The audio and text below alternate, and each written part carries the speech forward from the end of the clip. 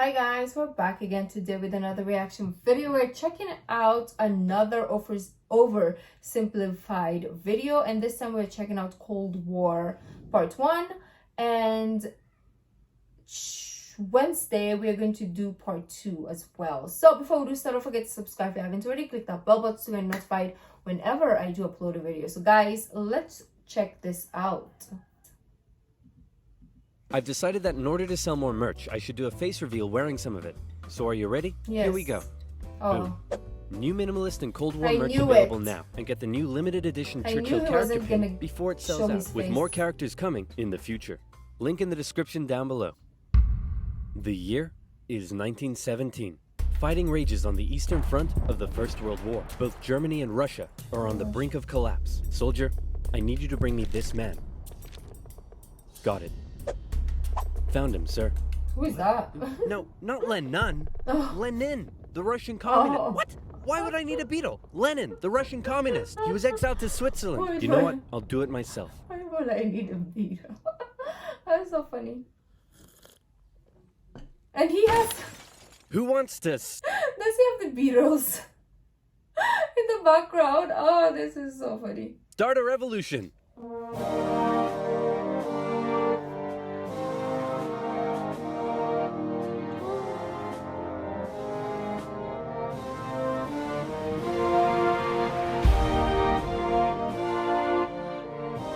The Germans put Lenin on a train and sent him all the way back to Russia, hoping he and his mates would create an internal crisis. And create an internal crisis they did. Oh. The government was overthrown, and Lenin was in charge. He immediately pulled out of the First World War, made the country communist, started a 3-year-long civil war, got shot, broke the economy, caused a famine, and then he died.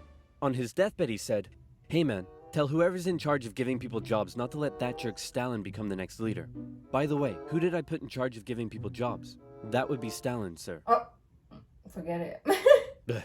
Stalin was a rising force in the Communist Party. He still had some opponents, but conveniently, all of them were arrested or disappeared. So that was lucky. And so Stalin took over. He implemented his 5-year plans, which transformed the country from an agriculture-based economy to an industrial one. And like Lenin before him, he reigned with terror. Anyone who dared criticize or oppose him would either be killed or left to rot in the horrendous Soviet work camps. Then a short man with a silly mustache tried to take over the world, punched the Russians all the way to Moscow, and then the Russians, with some help from their faithful ally, the Winter, punched them all the way back to Berlin. At this I point, know being I've allies, America, learned UK, about and the this, but I Soviet don't Union were remember good chums. They held a anything. couple of conferences near the end of the war to decide what would happen next. Hey Stalin, after all your trials and tribulation, you must be pretty happy to be standing here in Berlin. Tsar Alexander made it all the way to Paris.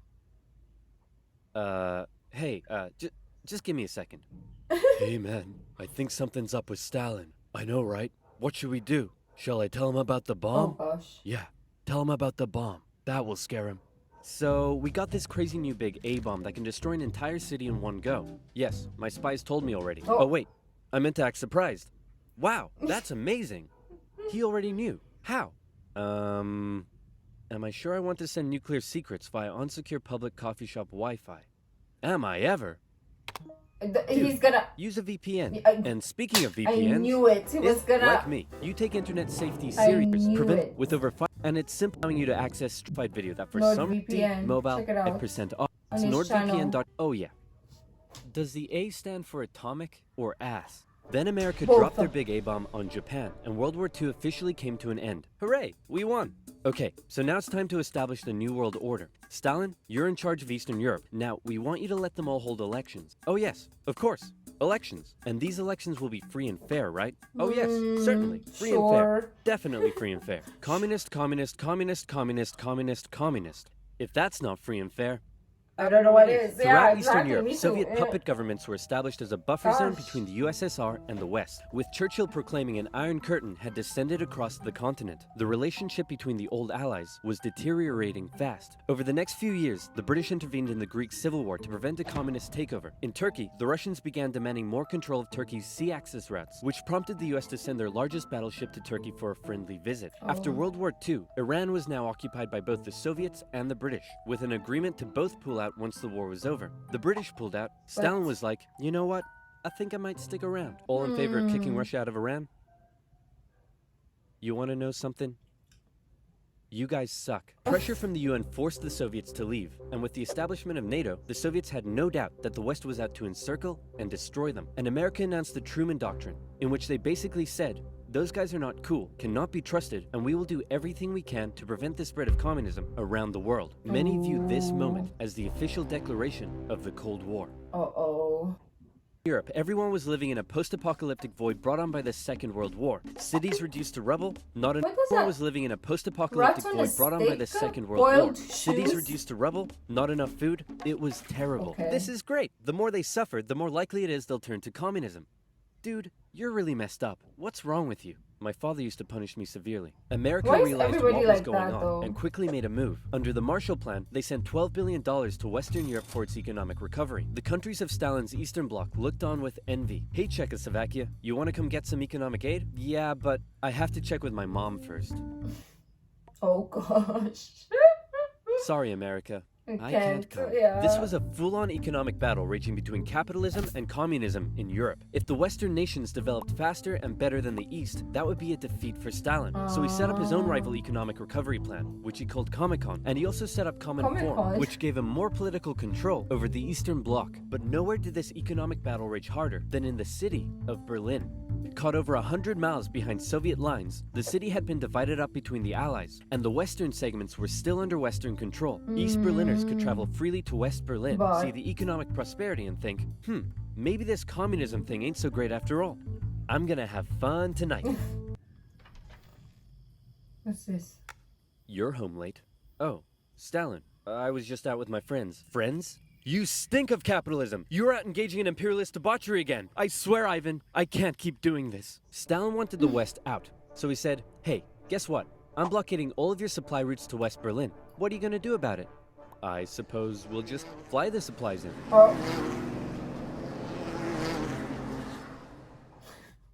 All right, Truman.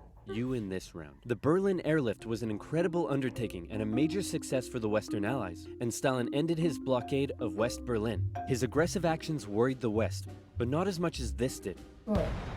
Oh.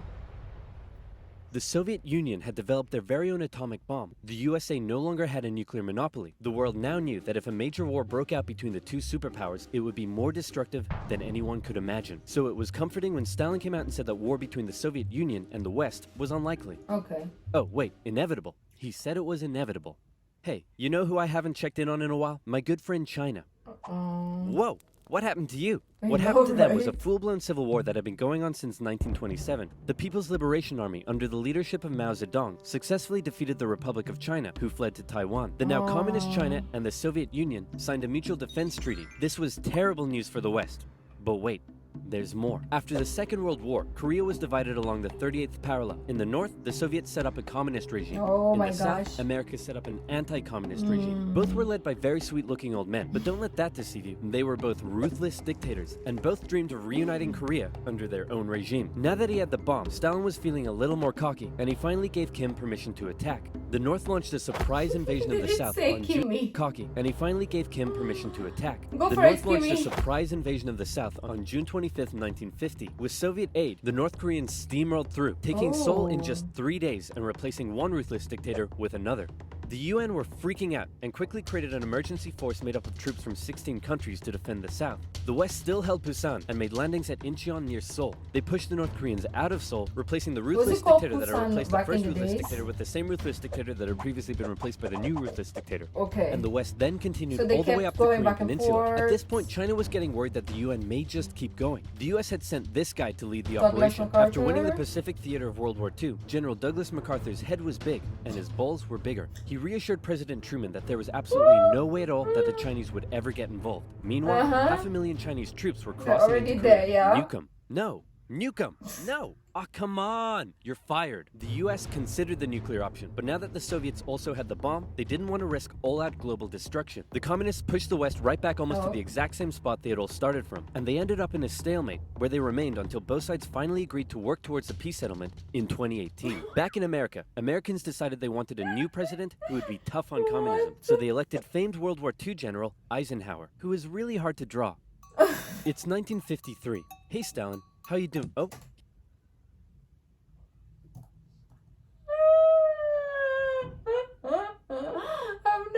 heard to such a thing.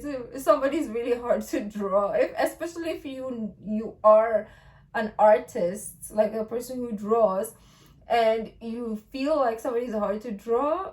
That is, I don't know, I dig this probably, but this one on my right looks more like really him for some reason. Looks more like him, right, guys? To draw. Let me know. It's 1953. Hey, Stalin, how you doing? Oh, he's dead. Oh. He had a cerebral hemorrhage, and his reign of terror kinda came back to bite him in the ass because he had imprisoned all of his best doctors, and those that were left were too terrified to treat him. The new leader, Nikita Khrushchev, called a meeting and said, "Hey guys, you know how Stalin was imprisoning and murdering us all for doing basically nothing? Yeah, he was kind of a jerk. But I'm really not sure how this is news to you." Khrushchev went on a campaign of de-Stalinization.